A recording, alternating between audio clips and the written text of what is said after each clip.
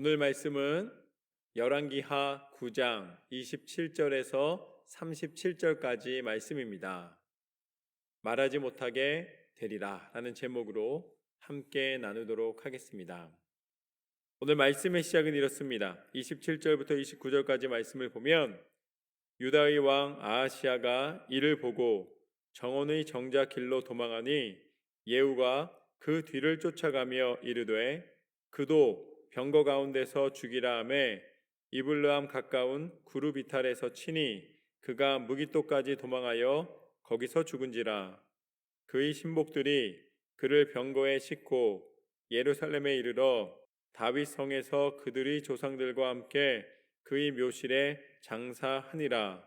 아합의 아들 요람의 제 11년에 아하시야가 유다 왕이 되었었더라. 오늘 말씀에서는 이제 유다의 왕이었던 아하시야의 마지막을 보여주고 계십니다. 27절 말씀에 보면 유다의 왕 아하시야가 이를 보고 그때부터 도망가기 시작합니다. 도대체 뭘 보았길래 이렇게 다급하게 도망가는가? 바로 이 이스라엘의 장관 예후에게 왕이었던 요람이 죽는 모습을 보았습니다. 화살에 맞아서 죽었습니다. 이 유다의 왕 아하시야와 요람은 삼촌과 조카 사이입니다. 그렇기 때문에 유다와 이스라엘이 두 나라가 다른 나라지만 이 형제 나라처럼 이 왕들끼리 왕래를 할 수가 있었습니다. 그런데 이 부하였던 예후가 배반을 하고 요람을 죽이는 모습을 보았으니 그 형제였던 아하시야 역시 큰 두려움에 쌓였습니다. 그리고 실제 예후가 죽이려고 쫓아왔기 때문에 이 아하시야가 도망가기 시작합니다. 이 이스라엘에서 무기토까지 비탈길을 지나 도망갑니다. 보시면은 이 이스라엘에서 무기토까지 이 평야 쪽으로 이렇게 쭉 도망가는 모습을 보게 됩니다. 그런데 그곳에서 결국 아하시야는 최후를 맞이하게 되었습니다. 그렇지만 오늘 말씀에서는 그래도 아하시야가 이 하나님께서 그를 긍휼히 여기셔서 다윗성에 장사되었다. 그가 요람 때의 왕이 되어서 이제 다윗과 함께 그 예루살렘에 이 묘시에서 자기 조상들과 함께 이 장사되는 모습을 하나님이 보여주시는 것을 보게 됩니다. 아하시야가 왜 죽음을 당하게 되었을까요? 그 이유는 분명합니다. 아하시야가 자신의 왕궁을 비우고 이스라엘에 왔었기 때문에 이스라엘의 반란도 보고 그것으로 끝난 것이 아니라 자신도 마지막 최후를 맞이하게 되었습니다. 어떻게 보면 예후는 이스라엘과 유다 왕 이 양쪽을 다 물리친 이 장관이 되었고 그 이후에 이스라엘의 왕이 되게 됩니다. 예언대로 왕이 되는 것이죠. 여러분, 이것을 보면서 우리가 꼭 기억해야 될 것은 무엇이냐면 믿음의 사람은 믿음의 자리를 지켜야 할 줄로 믿습니다. 믿음의 자리를 벗어나서 물론 형제에게 간 것이긴 하지만 이 요람, 이방신을 섬기고 하나님 앞에 신실하지 못한 삶을 살아가고 있는 그에게서 무언가 함께 관계를 하고 함께 무언가를 이제 이 계략을 세우고 또 나눌 때에 그 관계를 하나님께서는 기뻐하지 않으셨습니다. 하나님, 우리가 무엇을 보기를 원하시는가? 우리가 믿음의 꿈을 꾸고 믿음의 나눔을 갖고 믿음의 서로 격려를 통하여서 하나님의 사람이, 하나님의 백성이 하나님의 뜻 가운데 하나님의 일을 이루시기 원하시는 줄로 믿습니다. 하나님의 사람은 하나님의 부르심에 순종하고 하나님이 하나님의 일을 꿈꾸게 하십니다. 그곳에 있고 그곳에서 보는 거예요. 지금 이미 아하시야가 이스라엘로 가는 순간부터 그의 이 왕권과 이 모든 생명을 잃는 것은 그에게 예비된 것이 되고 말았습니다. 여러분, 어디를 향해 가길 원하십니까? 무엇을 하길 원하십니까? 믿음의 자리와 믿음의 능력을 찾아가시기를 주님의 이름으로 축원합니다. 제가 이제 성령 체험할 때 이제 중고등학교 때죠. 기도원을 어머니께서 가라 그러시는데 기도원을 가기가 너무 싫은 거예요.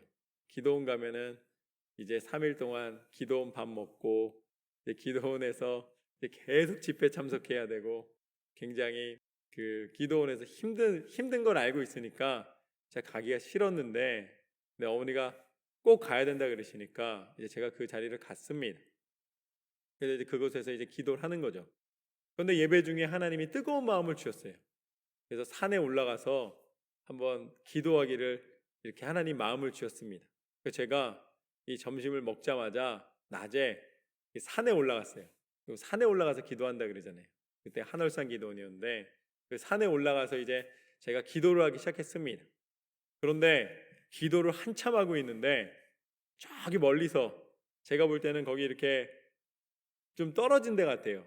바위 쪽에서 소리가 들리는 거예요. 그래서 제가 기도를 열심히 한 다음에 기도를 마치고 제가 그 바위 앞에 갔습니다.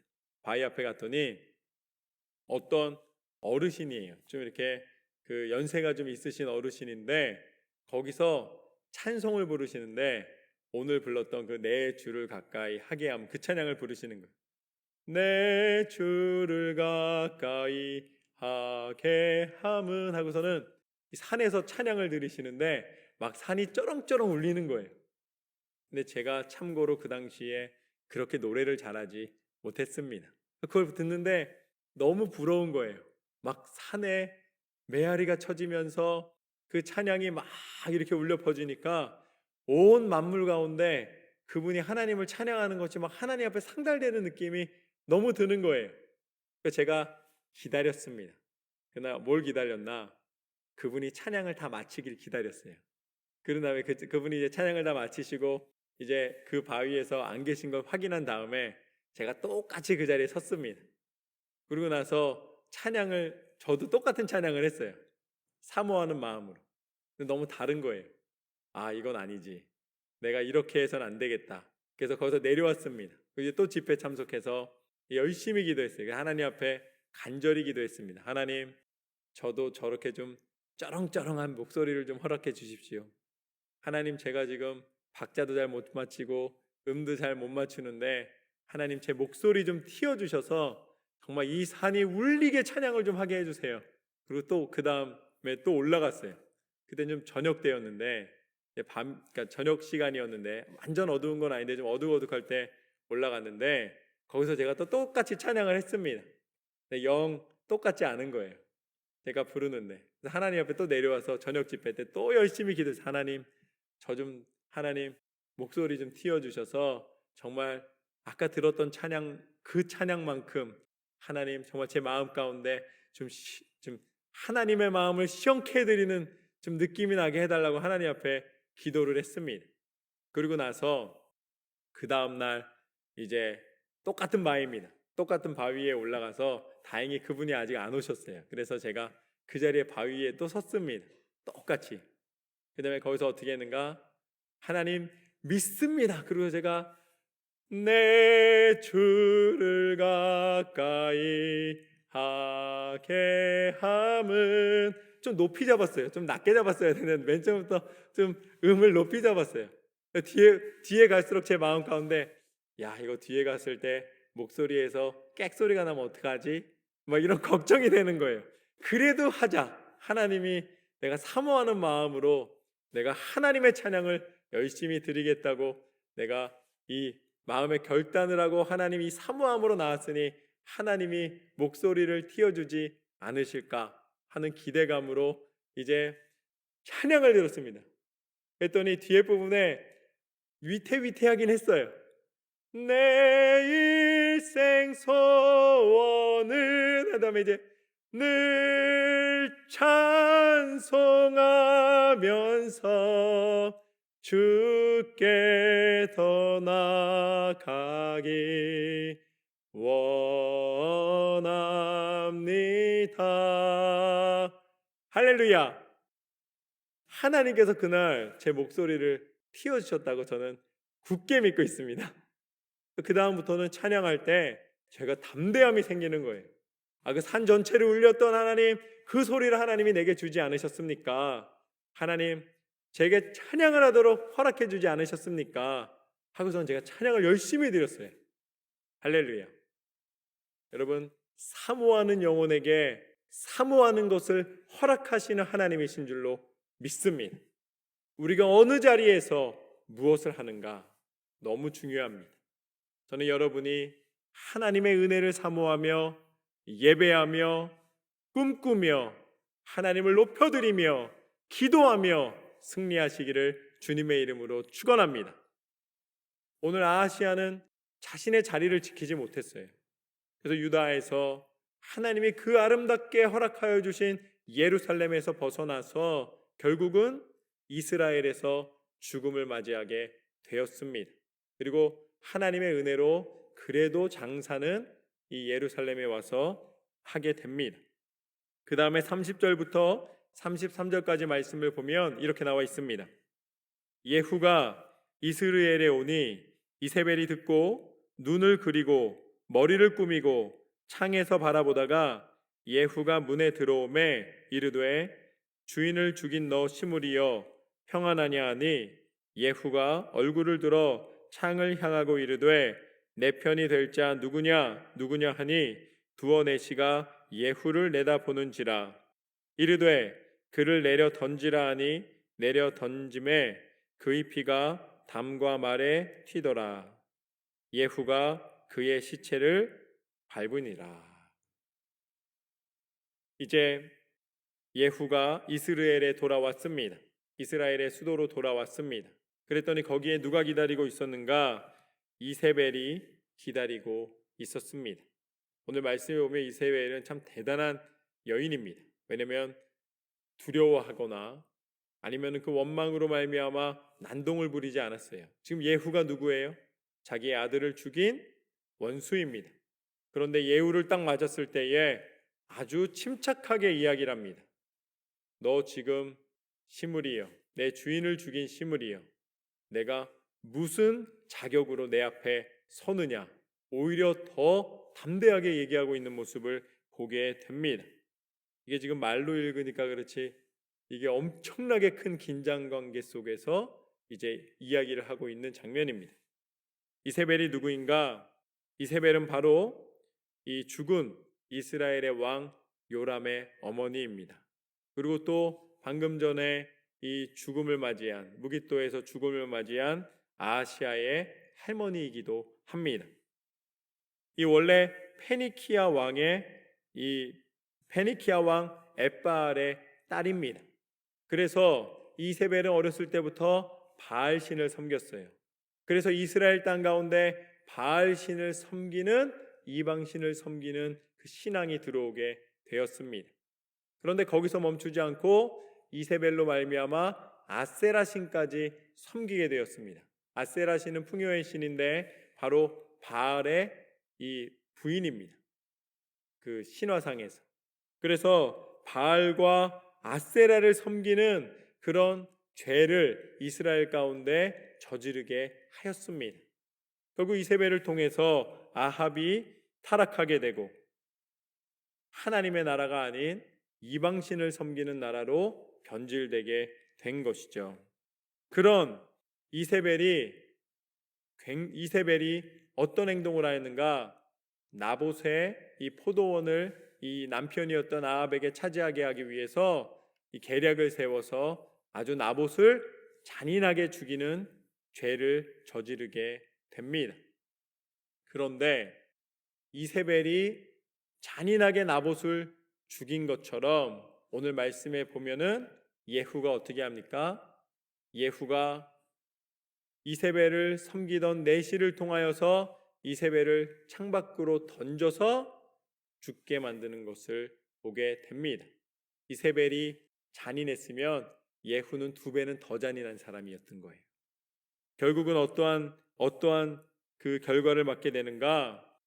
잔인한 일을 벌였던 이세벨이 더 잔인한 예후를 통하여서 비참한 최후를 맞이하게 되는 모습을 보게 됩니다. 이게 무엇의 특징인가? 이것이 바로 죄의 특징인 거예요. 죄는 겉으로는 아름답게 꾸밉니다. 이세벨이 자기를 단장한 것처럼, 예후가 장관으로서 병거를 타고 들어오는 것처럼 아름답게 꾸밉니다. 그러나 그 속에 잔인한 것을 감추고 있을 뿐이지, 때가 오면 그 죄성이 드러나게 되면 결국은 가장 잔인한 일을 치르는 것이 죄의 특징입니다. 그래서 죄는 죄를 낳고 악은 악을 쌓게 되는 것이죠. 그래서 하나님께서는 이것을 통하여 우리에게 무엇을 알기를 원하시는가? 죄의 길에서 돌아서서 선을 행하기를 원하시는 줄로 믿습니다. 죄는 죄를 통하여서 더 큰 죄로 들어가기 때문에 우리는 하루라도, 이 시간에라도 빨리 돌아서야 합니다. 돌아서는 방법은 한 가지밖에 없습니다. 하나님 앞에 회개하는 것입니다. 죄에서 회개하고 돌아서 하나님이 우리 가운데 허락하여 주시는 선, 하나님이 원하시는 뜻이 무엇인가를 기도 가운데 깨닫게 돼야 될 줄로 믿습니다. 하나님은 우리가 죄에서 떠나 선을 행하기를 원하시노라. 죄를 지었던 이세벨이 더 잔인한 예후에게 마지막 최후를 맞이하는 장면을 보게 됩니다. 그래서 34절부터 37절까지 말씀을 보면 이렇게 나와 있습니다. 예후가 들어가서 먹고 마시고 이르되 가서 이 저주받은 여자를 찾아 장사하라. 그는 왕의 딸이니라 하매 가서 장사하려 한즉 그 두골과 발과 그의 손 외에는 찾지 못한지라. 돌아와서 전하니 예후가 이르되 이는 여호와께서 그 종 디셉 사람 엘리야를 통하여 말씀하신 바라. 이르시기를 이스라엘 토지에서 개들이 이세벨의 살을 먹을지라. 그 시체가 이스라엘 토지에서 거름같이 밭에 있으리니 이것이 이세벨이라고 가르쳐 말하지 못하게 되리라 하셨느니라 하였더라. 이세벨은 자신의 권력을 통하여서 나봇을 죽이고 자신이 평생 이 행복을 누릴 줄 알았습니다. 그 모든 권세를 누릴 줄 알았습니다. 그러나 하나님께서는 엘리야를 통하여서 분명히 말씀하셨습니다. 너희의 그 권세가 지속되지 못할 것이다. 여호와의 말씀이 디셉 사람 엘리야에게 임하여 이르시되 너는 일어나 내려가서 사마리아에 있는 이스라엘의 아합 왕을 만나라. 그가 나봇의 포도원을 차지하러 그리로 내려갔나니 너는 그에게 말하여 이르기를 여호와의 말씀이 내가 죽이고 또 빼앗았느냐고 하셨다 하고 또 그에게 이르기를 여호와의 말씀이 개들이 나봇의 피를 핥은 곳에서 개들이 내 피 곧 내 몸의 피도 핥으리라 하였다 하라. 열왕기상 21장 말씀에 나와 있는 엘리야를 통해 하나님이 선포하신 심판의 선포가 이 이세벨에게 그대로 이루어지고 있는 모습을 보게 됩니다. 하나님은 말씀하신 것을 이루시는 하나님이십니다. 여러분, 사람들은 심판이 없는 것처럼 살아갑니다. 여러분, 심판이 있다는 사실을 기억하십시오. 마지막 날에 하나님 앞에 섰을 때에 하나님이 우리가 직고한다고 말씀하셨어요. 우리가 생각해서 말하는 게 아니에요. 우리의 모든 삶의 모든 죄의 모습을 다 직고하게 되는 것입니다. 우리가 잊어버렸던 것 변명할 수도 없습니다. 하나님이 그 모든 것을 이미 알고 계시고 하나님께서 들으시게 된다는 것이죠. 여러분, 우리는 우리가 지은 죄에 대하여서 죄의 대가를 치루어야 합니다. 사람들이 모른다고 없어지는 게 아니에요. 죄는 반드시 대가를 치르게 됩니다.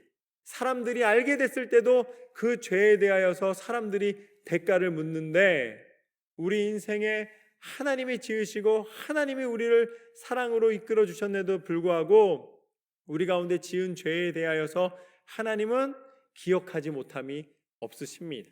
하나님 다 알고 계십니다. 그렇지만 하나님은 오늘 엘리야를 통하여 심판을 선포하셨을 때에 그 심판이 이루어진 것처럼 죄는 반드시 심판을 받고 죄는 반드시 지옥에 들어가게 됩니다. 그렇지만 하나님께서는 그런 우리를 불쌍히 여기셨습니다. 그리고 하나님은 우리가 그 심판으로 죽기를 원하지 않으십니다. 그래서 하나님께서 우리의 모든 죄를 사하여 주시고 우리를 다시 살리시고 영원한 생명 가운데 이제는 심판의 죽음이 아니라 하나님의 은혜 가운데 하나님 나라 백성 되는 그 은혜를 허락해 주시기 위하여서 이 땅 가운데 친히 육신을 입고 오셨습니다. 그분이 바로 예수 그리스도이신 줄로 믿습니다. 예수님이 이 땅 가운데 오셨습니다. 예수님께서 우리를 대신해서 십자가에 달려 죽으시기까지 우리를 포기하지 않으셨습니다. 우리에게 임하는 심판을 막아주셨습니다. 그리고 그 십자가에서 물과 피를 다 쏟으시면서까지 우리에 대한 사랑을 끝내 이루어 주신 줄로 믿습니다. 그리고 다시 부활하시사 예수님의 이름의 권세를 통하여 그 이름을 믿는 자마다 하나님 나라 백성 되는 은혜를 허락해 주셨습니다. 이제는 우리는 심판의 길이 아니라 예수 그리스도의 십자가의 능력을 통하여 우리를 씻어주시고 우리를 덮어주시고 우리 가운데 참 생명의 길을 허락하여 주신 줄로 믿습니다. 예수 그리스도의 이름 가운데 하나님의 놀라운 은혜와 능력이 있노라. 여러분, 오늘 말씀을 기억하십시오. 하나님은 여러분이 믿음의 자리를 지키기를 원하십니다. 무엇을 꿈꾸며 무엇을 기대하며 무엇을 나누며 무엇 가운데 살아가는가? 우리는 하나님의 은혜 가운데 살아가야 할 줄로 믿습니다. 하나님은 우리에게 죄의 특성을 가르쳐 주셨습니다. 죄는 죄를 더하게 되노라. 그러나 회개하고 돌아서서 이제는 악에게 지지 말고 선으로 악을 이기는 삶이 되시기를 주님의 이름으로 축원합니다. 그리고 하나님께서 허락하여 주신 대로 하나님은 약속을 이루시는 하나님이심을 믿고 끝까지 하나님 말씀 붙잡고 날마다 그리스도 예수 안에서 승리하시는 저와 여러분의 삶이 되시기를 주님의 이름으로 축원합니다.